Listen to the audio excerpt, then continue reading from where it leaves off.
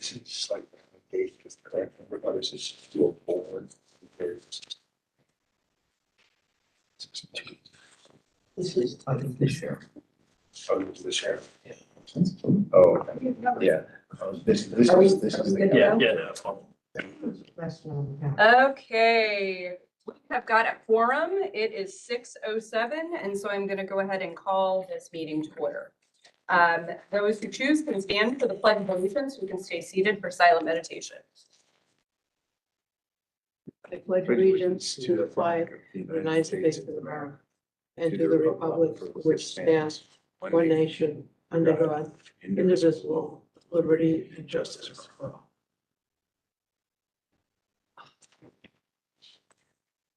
Do we have public input? We have one Okay, from comment box. The two ladies in the children's section, 12:17 PM on 314, are lovely, helpful, kind, and welcoming. I appreciate to celebrate sixth grade kids. My sixth grader does too. Amy, not this one. okay, lovely. Anything else? Okay, if there is nothing else on that, the next item on our agenda is to move on to personnel action. Missed the minutes? Yeah. Bold, Okay, sorry about that. because we're not voting anymore. And Mike, I saw your email, but I read it very quickly. So we are not voting to approve, correct? Right. We're just, okay. So is there, are there any changes or corrections to the minutes? No. So then we are, They're adopted. they're, okay, they're adopted perfectly. Perfect. Okay, now on to the personnel actions. So we have one, and that is to accept the change in status of Ann Cataldo from library assistant to librarian 1 outreach on 3/18/2026. Do we have a motion to approve that? Barbara, and a second from Joe. Thank you. Is there any questions? Comments? Congratulations. Okay, all in favor of accepting that personnel action? Aye. Wonderful. George, over to you. All right, we'll look at the financial statements for the month of February. I guess we'll look at the statements of revenue, expenses, and changes in that position. And we were favorable on line 29, favorable for the month by about $20,000. Interest and investment income were favorable by 6312. So we were favorable by about 26,760. Revenue was essentially on budget. We did get in, we had a grant that we received the remaining 10% on, which is line 5. And the grant, and it was not budgeted. We've talked before that all other revenue will probably be down a little bit with the elimination of the services we provided for passports. Looking at expenses, salaries continue to be favorable on line 8. Fringe benefits and payroll taxes, there was an adjustment that I saw that hit during the month or prior months, which made it a little bit unfavorable. But when you look year to date, it still continues to be favorable. Professional fees, we also had some a catch up on invoices, so it's unfavorable for the month, but it's about the same amount favorable, almost 4,400 year to date. I think, and telephone, it's unusual to have a negative number for expense, but we did go through and in looking at all the expenses that got charged to telephones, there was some item that should have been someplace else, so we reclassified that. So since it's not a real big line item to begin with, that swung it to unfavorable. But again, when you look at it year to date, we're almost exactly on budget. I think that's all the highlights. On that, is there any questions about the income statement? Any questions at all? Flipping the page, we'll look at the balance sheet. I always compliment and comment that it's really nice when cash and cash equivalents is a small number because those are the non-interest bearing funds. And it went up, but it went up for a reason. We had a CD mature late in the month that didn't get reinvested. If that hasn't happened, it will very quickly. So most of that change is just because of that. Prepaid expenses. I think that's really the only thing that's kind of unusual. Prepaid expenses will continue to go down through the end of the month, and it does consist of prepaid insurance. And we also had some RFID service contract for like a year that we're amortizing because it was over, I think it was over $20,000. And then we have to pay our health insurance before we pay March in February, so that payment shows up as well as in prepaid expense. I think that's all I have to say about the balance sheet. It's kind of nice when things aren't really unusual, so. I think, well, the investment report, I'll just say that last month, whenever the last meeting was, I reported that we had, which I had not caught, we had a couple of CDs that got duplicated between LPL and our IntraFi account. And the IntraFi account does consist of a series of CDs below the FDIC limits so that they are insured. And we try not to duplicate them because if you had two of the same investment, you would lose the insurance. And while the chances of anything happening to Wells Fargo and all those banks, I think we commented that if something did happen, we'd have bigger problems than that. But we did set up a process, and Colleen worked on that and got it implemented with SBT Bank, that when we get investments with LPL, we now notify NBT Bank that runs the IntraFi account to block those CDs so they won't be duplicated. And it's only happened a couple of times, but I think it's nice that we came up with a proactive process. And, you know, looking at the CDs, there was a new CD that's added that matures out in 12/28. We get, you know, by locking it, well, I think it's good because right now we're getting about 3.5% on our IntraFi account. And, you know, the CDs are at 4 and 3.75. So if you expect rates to go down, and most people do, and some people don't, then it's good to lock it in so we have a little hedge and, you know, we can extend the interest a little bit longer. All the details are there, and it's just, I think, best practice we always include the cover page of each of the accounts that we have. And last but not least is the check register. Pretty short this month. Colleen pointed out, like, if it's something just, we always put an explanation, we have been putting explanations down, but if it's really unusual, like Erno Enterprises was a couple $1,000, and he commented that it was a plowing payment. And when we looked at it at the finance committee, I don't think there was anything too unusual. Barbara asked about a payment at the bottom for PPLSI, which is a supplemental program that people can enroll in. And we collect the money through payroll and then remit it to the company who administers it. So it's, people have the option of enrolling and things like that if they wish.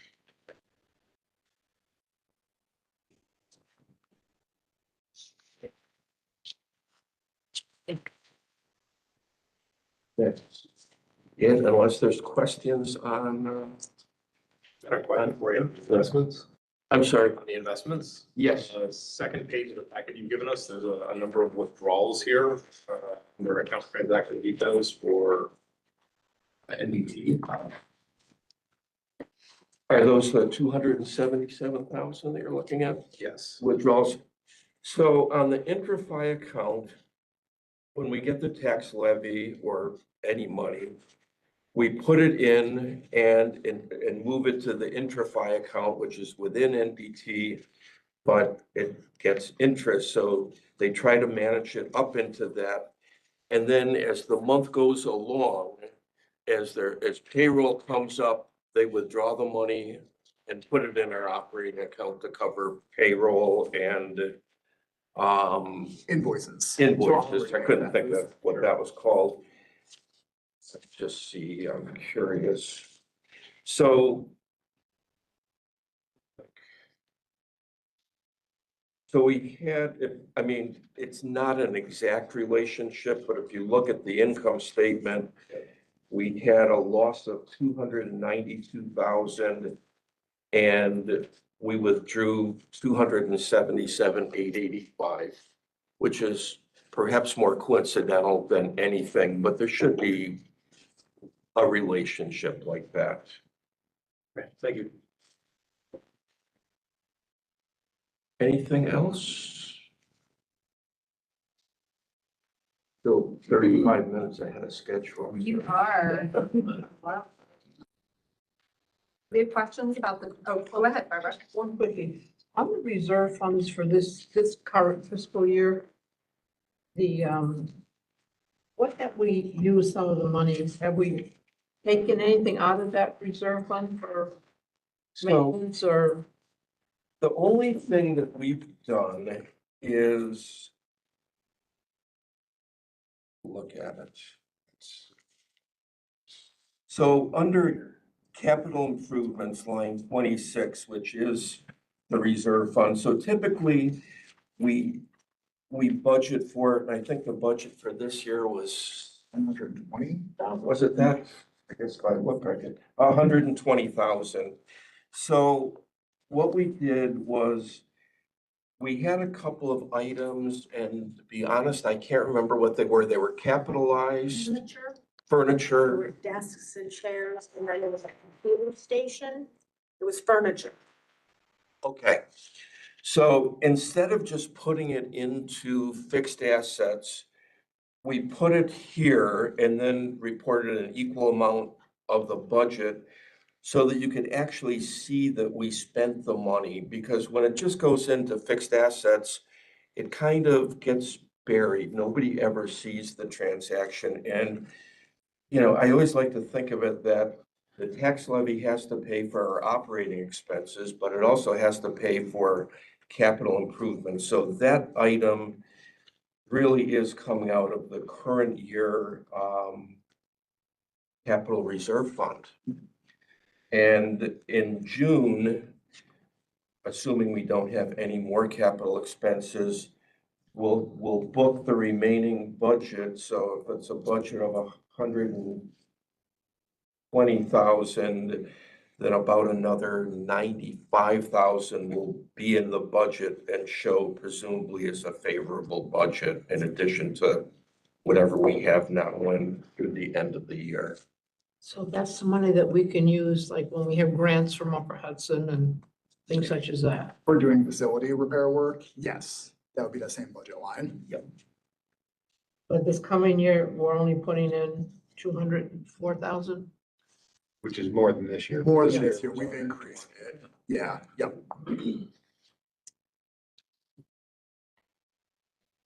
Are there any other questions for George or questions about the check register in particular?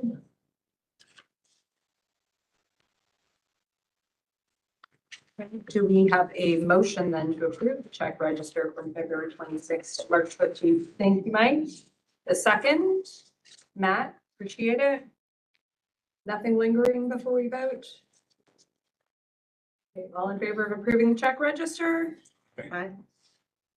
One. Next up is the directors and department heads report. Thank you, Corey. Couple of dates I want to get on everyone's calendar, so get your pen ready. We have been invited to the McCownville Improvement Association meeting on April 23rd at 7 p.m. Those of you who may recall from last year, we get invited every year to discuss the budget and also for the McCownville neighborhood to hear from candidates for the board, of which I believe we have a few in this room. So last year, they were scheduled on the same day as our standing board meeting, but it looks like our board meeting's ahead of schedule next month. So I think we're scheduled for the 16th. Yep. So make sure I had that right. So yeah, good news. We don't have to rush to leave the meeting early. I know that breaks everyone's hearts. So April 23rd, I will certainly go to talk about the budget on behalf of the library, but I invite both our candidates for the board election this year and also any interested board members to come along with me. It's a great opportunity that we really only get once a year. Other dates to put on your calendar, our neighbors at the Altamont Public Library are having their annual gala on May 30th from 5:30 to 9 p.m. That is always a wonderful time. They put on a heck of a gala over there. And June 27th is going to be our summer reading kickoff. Registration will be going all day, but there will be a more detailed schedule of events coming soon. But June 27th, summer reading kickoff, you don't want to miss that. Relatively short report this month. Donations are going like gangbusters. Thank you to anyone who's volunteered their time to help us sort donations. Thank you in advance to anyone who's going to help volunteer at the book sale itself, April 17th through the 19th. Amy will be sending out a please volunteer plea from us. If anyone has really good moving boxes at home, maybe saved them from your last move, waiting for a future move, and you haven't moved yet, we could use them. Please bring your boxes. Bill is not here, so I may cover the lion's share of the facilities committee report. But after the most recent facilities committee meeting, I did make contact with the owner of Mercy Care Lane, First Columbia. That did a little bit of work to track them down and to verify that they still own the road. So I made contact with them. Their general manager is going to return my call to discuss the condition of Mercy Care Lane and its future. So more on that to come. Couple of outstanding checks that we did. We did a bed bug check, which great news, no bed bugs. We're doing a great job here at Guilderland. So clean bill of health, but we will have bed bug sniffing dogs on site quarterly, not just because we want to see the dog, but because it's a valuable service for the library to have. Industry best practice. So that is very fun. I received my evaluation since our last meeting. Thank you to Alicia and the personnel committee. I'm still here, so I think the evaluation went pretty well. We are also currently doing our administrative staff evaluations, and we're going to have department head evaluations later this year, so that will keep us on schedule. The last thing I'll mention, I think I talked about this last month, we have done a couple of trainings with our staff on how to respond if federal officers come into the library looking for people or information. It's always a stressful topic to talk about. I think our staff did a really good job of walking through the procedure with all of us, and I think we're pretty well prepared. So it's one of those things you hope it never happens, but if it does, we're ready for it. I think that's it for me, Lori. We will move on to committee reports then. So first we have Tony with finance. Yeah, so we did meet on Tuesday. Already heard from George. The remainder of the meeting was cleaning up the budget. So we did do some tweaks, but that is in the usual business. So we will address that later. Not a lot of movement, but we'll address that when we get to that. Otherwise, nothing special really. Police personnel. So we did the successful director annual evaluation. We set new goals for the year. I think I might have dropped the ball with the timeliness of it, but I did get that all typed up today. So we will have to just in an executive session chat with the board about kind of what was discussed, the feedback, and the goals. But in terms of the broader audience, it was a successful annual review. So I think in terms of goal alignment and the progress that we're seeing with Pete and the goals that we set from the board standpoint, everything's on target and moving ahead. So we're very happy with that. We've also had a couple of meetings for the union contract negotiations. So that's CSA. CSEI. CSEA, just wondered there. Two, okay, I did get the number right, two. So we're also making progress there as well. We have a couple more meetings, coming up for that, so I guess we're technically for the personnel, so. I have dates for those. Bill is not here. Is someone else filling in for facilities? I can speak to it, and then I'll turn it over to the committee to contribute anything I may have missed. The lion's share of the last meeting was a conversation with Steve Rowland, one of the partners at BRM Architects. He walked us through their proposal for a existing conditions system report, which is a multi-year report that covers the condition of our building, HVAC, plumbing, roof, floor, doors, windows, basically anything that comprises the building and may need to be replaced at some point. That number, the quote number, is in the budget. So when we talk about the budget, we'll circle back to that. The value of doing one of these reports is it's our roadmap for the next 15 years of building work. It helps us to know when we might have to replace things, what the expected replacement cost is, what the life cycle of it is.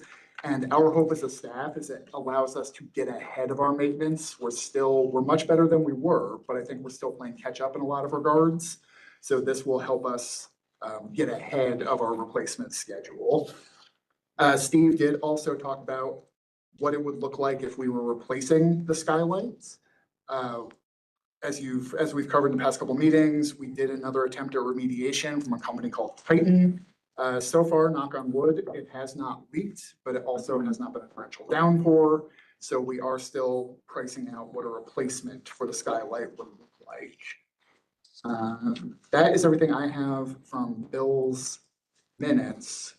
Bethany, Nat, anything you want to add? Just that the maintenance guy was at our meeting, right? Jason. Sorry, Jason. Yep.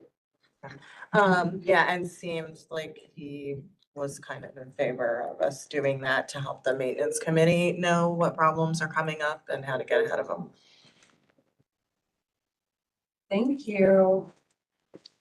Mike, I know you prepared a report for governance, but are there things you'd like to highlight? So we met on Monday this week, and we spent most of our meeting working on just kind of edits and revisions to the employee handbook. It is there's going to be a new kind of draft to incorporate the various changes and things that we talked about. So it's not ready for voting. We were hoping it was going to be for this month, but it's going to be pushed off. But it should be up for next month. And then we spent a little bit of time working on the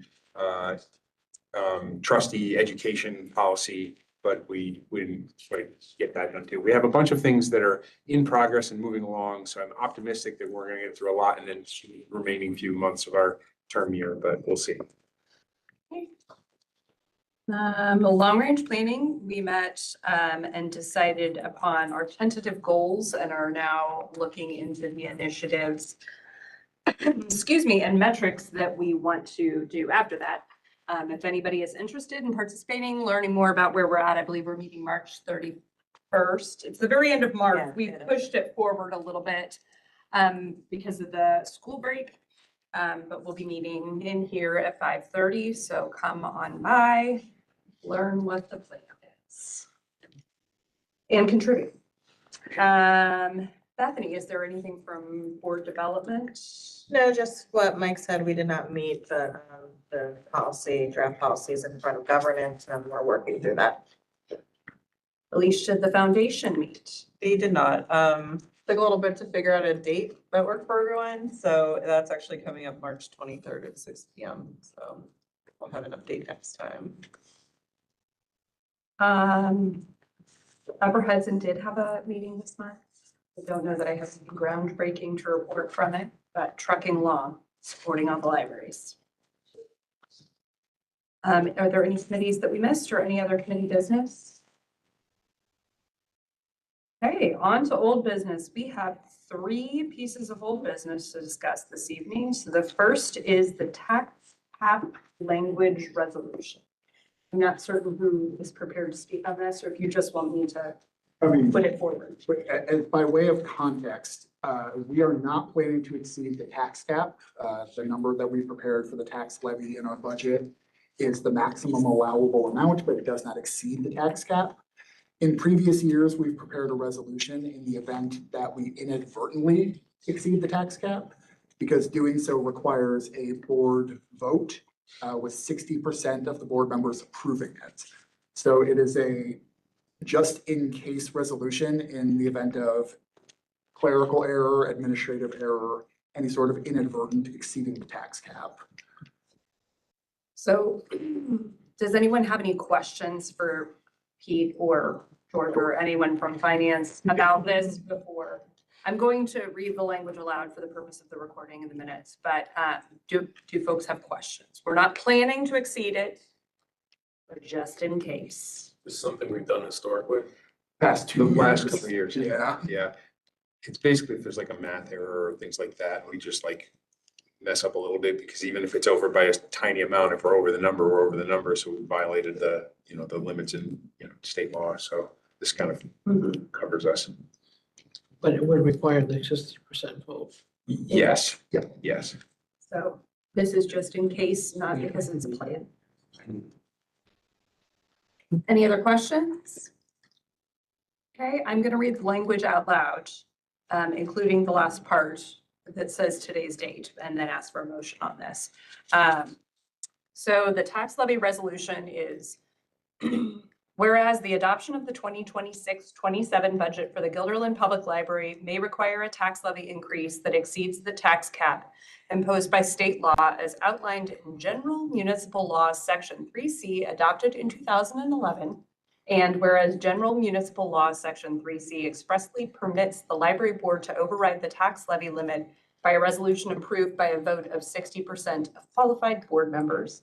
Now therefore be it resolved that the Board of Trustees of the Guilderland Public Library voted and approved to exceed the tax levy limit for 2026-27 by at least 60% of the Board of Trustees as required by state law on March 19th, 2026.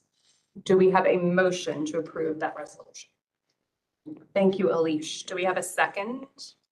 Bethany, I spotted your hand first. Any other questions? And I'm going to actually ask to have people raise their hands so we can verify that we've got the 60%. Okay, all in favor of approving the tax levy resolution? Aye. Okay, all in favor. Thank you.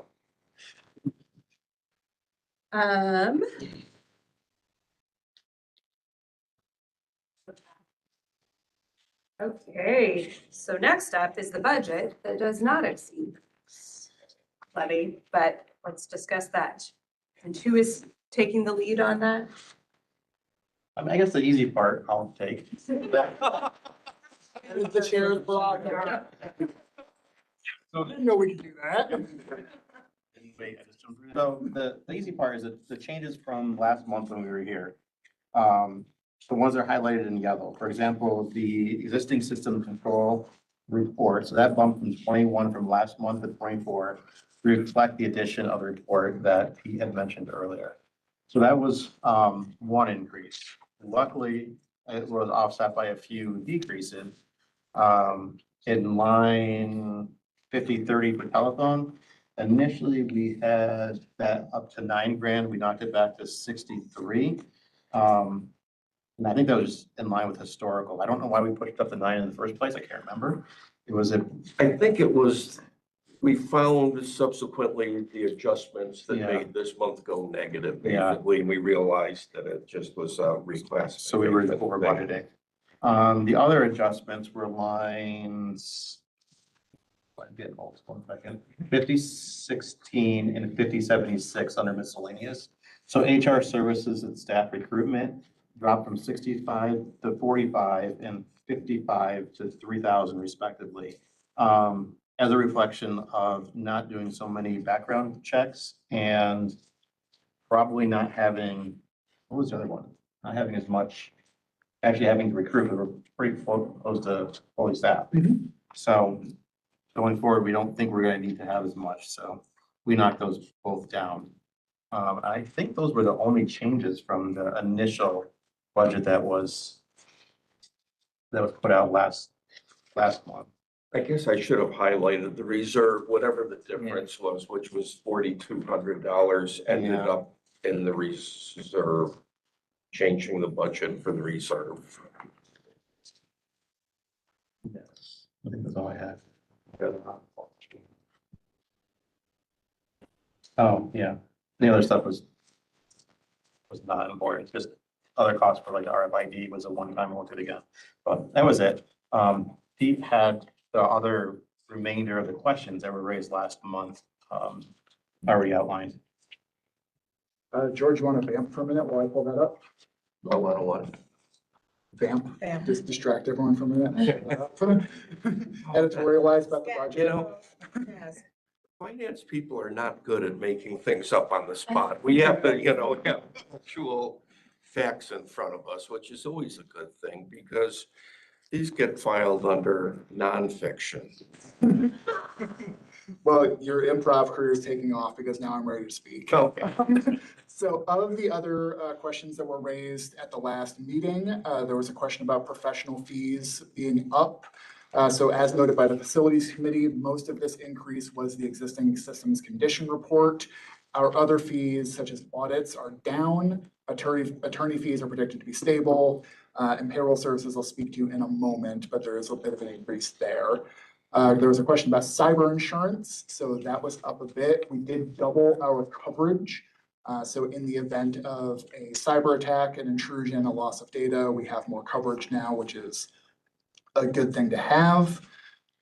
Fees for copy services have increased.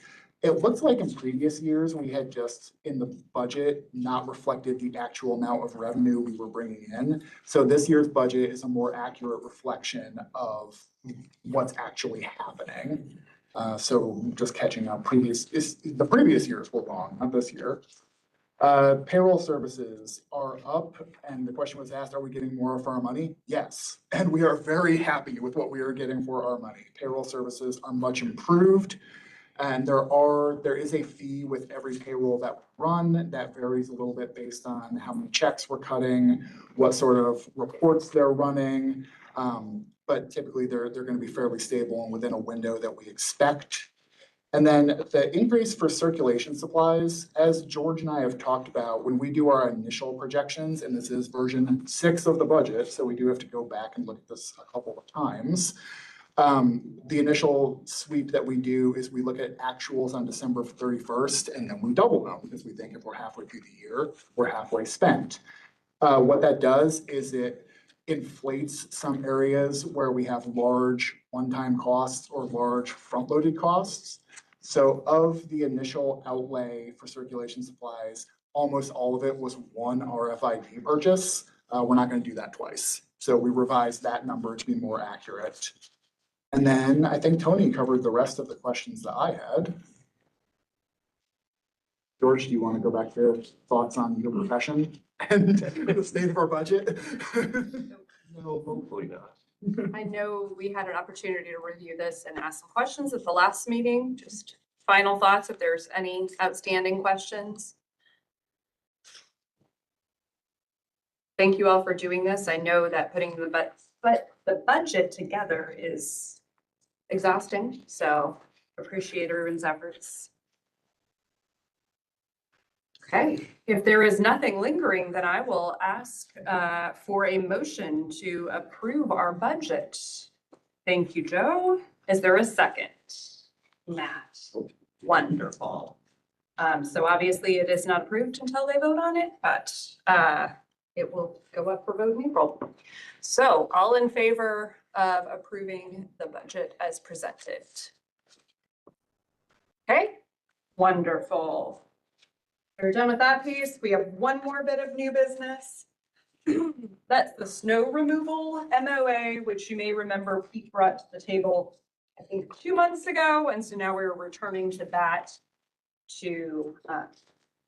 with the cleaned up language to vote on. So take it away, Pete. Will do. So I asked the library's lawyer to take a look at this and to consult with the CSEA rep to make sure that the agreement actually covered what we were intending for it to cover. So the two of them put their heads together and sent new language, which I will read aloud.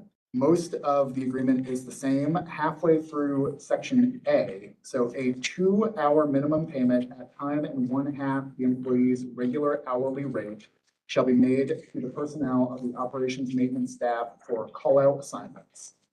All additional hours worked beyond the guaranteed 2 hours on a day in which an employee works in response to a call-out assignment shall also be paid at time and 1/2 the employee's regular hourly rate. The addition is as follows. A staff member performing a call-out assignment on a building closure day shall be made whole for any portion of a building closure day that is not otherwise performed at the call-out rate. For example, if a member performs 2 hours of a call-out assignment on a building closure day, and the building closure day is equivalent to 7 1/2 hours, they shall receive 5 1/2 hours at the standard rate to make them whole. So this was to make sure that they weren't getting paid their double rate for the entire day and to make sure they weren't getting paid twice for the work they were performing. Then the next addition was section C. In the event an employee is eligible for overtime in addition to call-out pay, they will only be paid 1 1/2 their regular rate of pay. So this, as we talked about at the January meeting, was we are paid on a payroll that ends on a Tuesday. So let's say it snowed on a Tuesday and they have no choice but to come in and do their additional work and there's no opportunity for them to get that time back. It stops from their snow cleaning pay being added to their overtime pay. So they just get paid the once. So that was the new language and it was agreed upon by CSEA and the library's lawyer. So much cleaner with what we were trying to accomplish. So I'm gonna ask for a motion in a second, and then if there's any residual questions for people, address them then. But do we have a motion to approve? Thank you, Barbara. Is there a second? Matt, thanks. Oh, I'm sorry. Okay. Are there questions? Anything about this? It's not making sense. I just wanted to just make sure I understood. So if there's so let's say there's a building closure and you have one of these operations or maintenance staff who is not working in this building closure, right? They were scheduled to work, but they don't have to work because of the building closure. They're not called in. Right. They would get paid their normal hourly rate for the day of the building closure. Is that- Yes, if they were So- scheduled to work, they get paid for the Right. closure. Now, if they're called out, and so say it's 2 hours, so they come in for the 2 hours, for those 2 hours, they're getting paid time and a half for those 2 hours. And then the remaining time, so let's say the 5 1/2 hours is left, they get what they, just the regular, Yes, and it's a minimum of 2 hours, so Right. if the work takes more than that, and they were okay with that? yes. Okay, seems odd to me, just because it, means they would have been getting paid their regular thing for the entire day, and now for those 2 hours they come in, they're basically only getting halftime on top of what they would have got otherwise, so it seems like that's not much of an incentive to come in if you're Yeah, and paid for those hours. And we talked about it from an incentive perspective, but it's actually less of an incentive in the sense of the finances of it. Yeah, But it allows them to make that decision, because otherwise they'd be Okay. coming in the next day and they'd Right. have to come in early and be working on a condensed timeline. yeah. This actually gives them the flexibility to be like, no, I'll do it the day before when it's gonna be easier. All right, well, I mean, if they're okay with that, then it's fine for me. I'm just surprised. You can come in and help me shovel.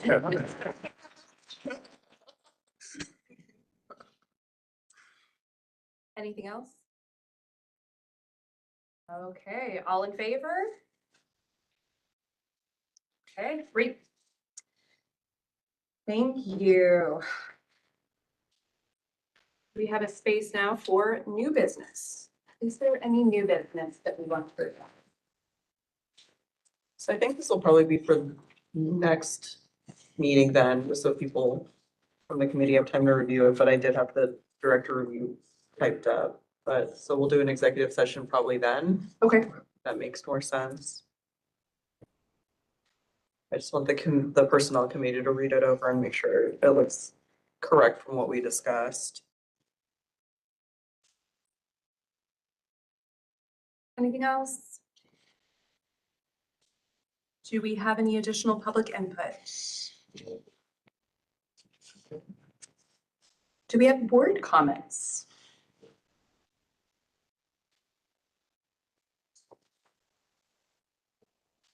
Okay. It's wonderfully fast. I really thought we would get a little more time tonight. You wanted to say something, Oh, you no. wanted to see. But I think that's a reflection of how well everything was prepared there. Absolutely, absolutely. We don't have a 1 hour minimum, do we, for meetings? Only if I called you in during a snowstorm. I would accept a motion for adjournment if one is interested. Barbara. Throwing around. Let her have. Okay, Bethany, and all in favor? Hey, see you next month on the 16th. Thank you. There's donuts in the back. Cookies here as well.